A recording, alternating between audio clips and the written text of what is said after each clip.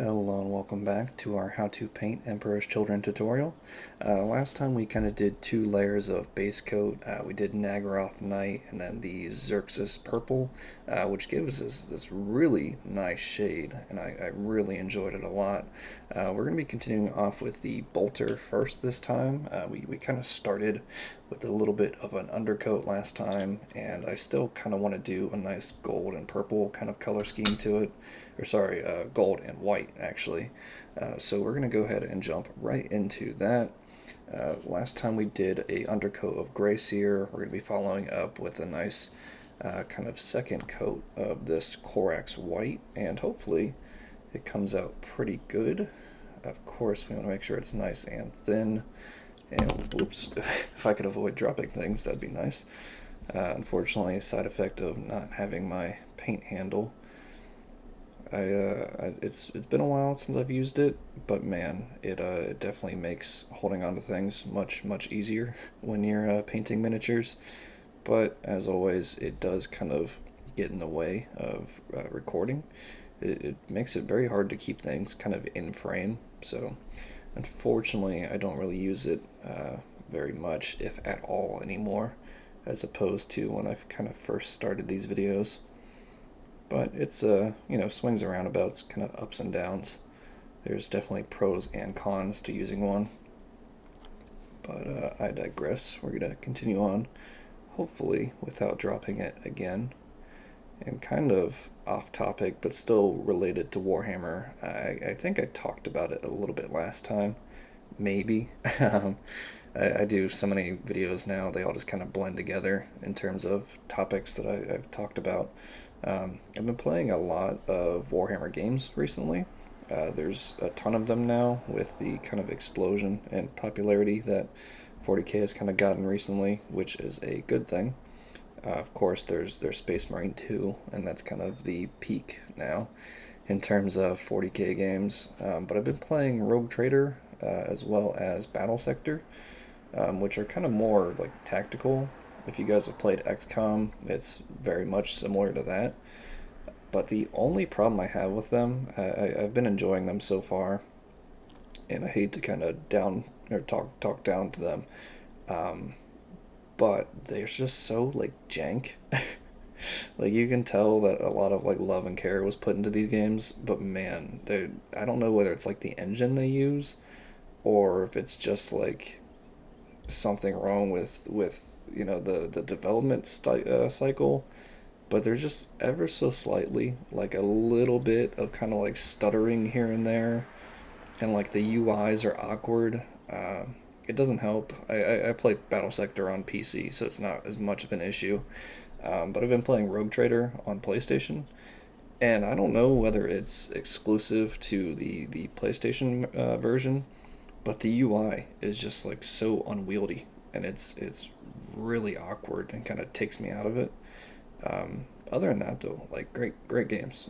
I really like them, especially Battle Sector. It's a lot of good fun, but definitely a good bit of jank that kind of takes getting used to. I've also been playing the Yakuza series a ton recently. If you guys have played them, you probably know there's about 50 of them out. There's a ton of Yakuza games and spin-offs and mainline titles and whatnot. I've been going through them pretty steadily. I own like all of them almost, so I'm kind of forcing myself to play through. I'm on Yakuza 4 right now, and I think I'm kind of close to the end. But man, it's definitely kind of a grind.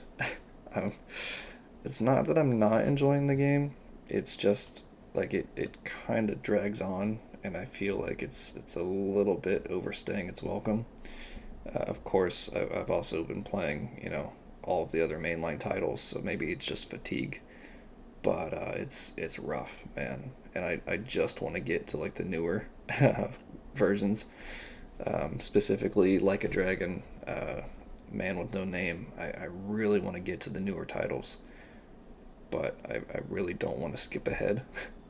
And I've got like 3 more games to finish before I get there, I think. I still have to finish 4, then 5, then Yakuza 6. But man, it's getting rough. I'm very much kind of on the struggle bus with that. And with that being said, we're going to focus back onto our Marine here. Now, I think we're going to do what's arguably my favorite part of this whole thing. I'm sure some people kind of hate this, but I've found that it's probably the most fun I have. And this is going to be our edge highlighting, or rather our kind of edge trimming and shoulder trim and all of that.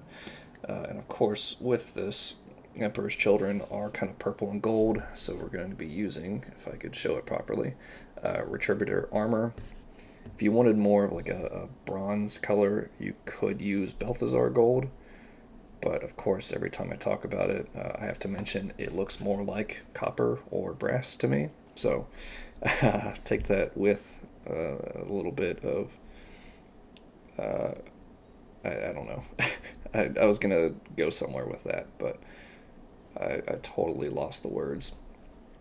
But yeah, definitely kind of do a little bit of compare and contrast.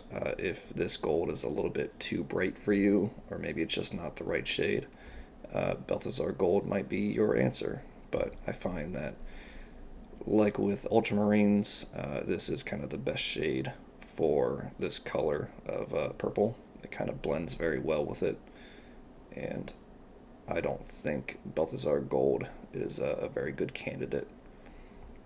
And of course, we may need to do a second layer of this. I did thin down our metallic a little bit, but that's alright. Sometimes I don't thin it down enough. Sometimes I thin it down too much. It just kind of depends on what the final product looks like. And as a little tip for you, as I just messed it up, we were doing perfectly up until that point. Kind of using the edge of your brush where you can on specific angles, as well as just really focusing on kind of the tip of your brush will really help you kind of maintain that control, because you're painting onto kind of a raised up area, and as long as you don't press down too much, you can kind of get away with going very quick over this and just very lightly applying pressure. Your brush will kind of naturally stick to that raised up area, which is kind of the best way to do it. Of course, it's not a flawless method. We are going to have to do a little bit of cleanup, but overall, I think that went on pretty well, minus that little portion right there. So yeah, as I shake a ton, good lord. I don't know why. Sometimes I just start to shake a lot. Other times I don't shake at all. I don't know whether it's like a blood sugar thing or what, but I have eaten today, so I don't think that's really the issue. Of course, when I use my painting handle, it's a little bit more kind of controllable. Also, just kind of the way that I steady myself is kind of awkward sometimes because I can't really get like a good grip while I'm trying to like brace my hands together. So it's definitely a struggle, but we will power through regardless. Another tip, if you guys have really nice brushes and you're trying to preserve them a little bit, I don't really care about it because I use very cheap brushes. But don't use your metallic paints and your base paints with the same brush. Metallic paints will kind of ruin your brushes quicker, so definitely use a different set if you're trying to preserve your nice expensive brushes. And of course, if you use cheap ones like mine, don't worry about it too much. It really isn't a big deal. You can always replace them. And that's just kind of my philosophy on these things. Someday, I think I'd like to get a set of nice brushes just to kind of see the difference. Kind of like compare contrast. But honestly, these real cheap ones get me by just fine. So I'm just going to keep with them. And we'll do our best with what we have. And we're also going to have to do a little bit of detail work with the helmet there. There's kind of that skull, and then we have the Imperialis on his chest. I would much rather, to kind of keep things in theme, have the double eagle on his chest, but fortunately I didn't have a bit like that, so we're just going to kind of work with what we got here. And then there's also some bits on his little power pack on his back that I want to make gold as well, just to kind of give us a little bit more detail work. And we'll make sure we go through here again just to kind of clean up anything that was a little bit too thin. And circle around. And we'll come back and we'll focus on cleanup here in just a minute once we're done with our gold. I also want to do our bolter here just because it's going to be pretty easy, I feel like. And then our chest and our helmet and whatnot we'll kind of finish up with. So I kind of want to leave the main bulk of the bolter itself white, and then we'll do kind of like the metallic sections of it gold. I feel like that'd be kind of a fun way to do things. And it'll give us kind of a nice 50-50 breakdown between the two colors here. And we'll also do the handle here gold as well. And then since he doesn't have a magazine in his gun, we won't mess with that at all, but we will paint his mag in his other hand gold as well. And I think we'll also do the muzzle while we're here. I don't know, I think I say this every time I paint a bolter. I don't know what the little bit on top is, whether that's like a gas release thing or what. I don't know like the bolter like parts too well, but we'll still paint it gold just because I think it looks cool kind of being a different color than the rest of the body, and it does kind of make sense to match our barrel. And we don't have nearly enough paint on our palette for what I'm trying to do here, so we will rectify that. It also helps to kind of clean off your brush every few strokes, just so you don't get that kind of buildup of dried pigment. That'll also kind of preserve the longevity of your brush's life as well. And we'll make sure we get every angle of this. The back, the front, the sides, and there's also, I don't know if you can see it too well, kind of like this little indent in the side of the bolter that I want to get gold as well. It kind of attaches to the muzzle, it looks like. And we'll get the other side while we're at it. And then of course we want to get that little skull just to kind of make it a little bit more detailed looking. And we're going to use kind of that same trick, just push down very lightly on your brush, and that'll kind of help you naturally get all of that raised up area without making too much of a mess. And we'll come back and get that one more layer. Perfect, nice and easy. I don't think we really spilled anywhere we didn't mean to, so that makes it very much easier to avoid having to do cleanup on it.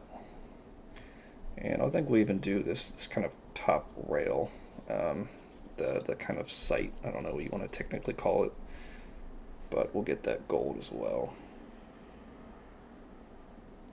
And it's be a little bit tricky to kind of get this back part of it, but we'll try our best. Might not be perfect, but that's alright. And kind of reaching some awkward spots here. I'm trying to keep it on video as well as manage to paint it without kind of making it too awkward on myself, but sometimes it's a little bit difficult to kind of do both of those things at once. And there we are. Now I think all that's really left for us gun-wise is to paint his magazine. It does kind of irk me. I like the different poses, and I don't like kind of the monopose models and stuff. But some of the arm combinations they have, like this one, where he's obviously reloading, looks great. But then they just kind of don't do half the detail. And obviously you could fix it yourself if you had a drill or whatever. But there's just that doesn't work. There's no hole for the magazine to go in, and the magazine itself is just flat on top. Where's the bolter rounds? I don't know, but they're not here, which kind of fits with the reasoning that Space Marines are kind of so weak on the tabletop compared to like other models. It's just pretend, just fake guns. The bullets aren't real. That's my little headcanon at least. But we'll do one quick layer on top of that, regardless. It's a nice thing about putting so little paint on at a time is that your layers dry really, really quick, so you can just slap another one on there basically instantly. And we'll even clean up that muzzle a little bit. It was sorely lacking. And of course, we didn't get everything from every angle, so we'll clean up the other side.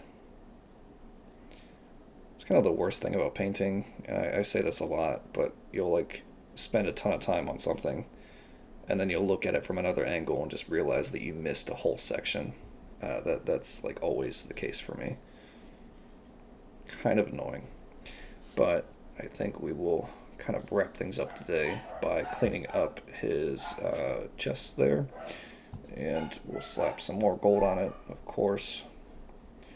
Make sure we have a pretty thinned down amount on our brush, and I want to be a little bit careful with this because I don't want to spend all day kind of fixing his chest if I mess things up here. So be very careful with our brush strokes. Be a little bit slower kind of as we get towards the top, and actually kind of turn things here. That way I can follow that curve kind of downward, if that makes sense.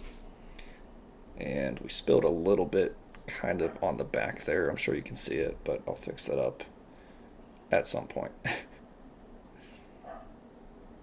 And we take care of the other side. Let's get a little bit more paint on our brush. And very quickly but precisely, just follow this around the exact same way. That side's a little bit easier to reach just because I can follow my brush strokes from left to right. I don't have to do any kind of wacky angles. And I want to make sure I get that curve right on the top there. And I think we're almost finished. I want to get that skull on the top, and then we have some stuff on the backpack, but we're almost done. Just very, very neatly kind of apply that. Perfect. And now all that's really left is for our exhaust fans here, I guess. I don't know what they're technically called, but that's kind of what they always struck out as to me. And we'll make sure we get all sides of it because I don't want to accidentally miss a spot. And we'll get the tops and the back as well while we're at it. I will say one thing that kind of irks me is the like sprue points. I don't know what they're technically called. Wherever the model kind of connects to the sprue, the ones on these backpacks are so awkward because they're on like I don't know. There's just no good way to like cut them off. Like if you angle your nippers, I guess. Like there's just no way to do it cleanly, and you always have to end up filing them off. And I can just never like get a file in there properly. So they do look a little bit jank, but thankfully it's on a spot that's kind of hard to see, which is I'm sure why they do it where they do it. But same thing goes with the top of the backpack as well. Like you can't really see it because I melted down with glue a little bit, but like that little bit there in the middle, that's another little bit where the sprue connects, and it's just rough. I think it's a terrible spot. I really wish they'd kind of change it, but that's just my wishful thinking. And I think we'll do a little bit on the bottom here. Perfect. That's kind of almost done. One last thing I want to do, and give me just a second while I find the paint here. I'll do a cutaway, don't worry. So we're going to be doing the eyes, this time actually not with red. We're going to be doing Warpstone Glow. We're going to get a nice green going here. And we're going to go ahead and slap this on. Now this is a layer paint, so it really doesn't need any water mixed in. And actually, let me clean my brush off just a little bit more. You can still tell there's just a little bit of gold on it, unfortunately. But we're going to go ahead and apply this as kind of neatly as we can here. And I'm sorry if you could hear that in the background. A truck just drove by. Unfortunately, I do have my window open because it's kind of warm in my room. But very, very carefully, we're going to try to get as much of that eye as we can. And let us clean our brush off a little bit. There's a tiny bit of dried pigment kind of sitting on the very tip of it. And we'll try to do the other one as well. Now this one's awkward. There's kind of a bolter in the way, so I think I have to come at it from another angle. Maybe.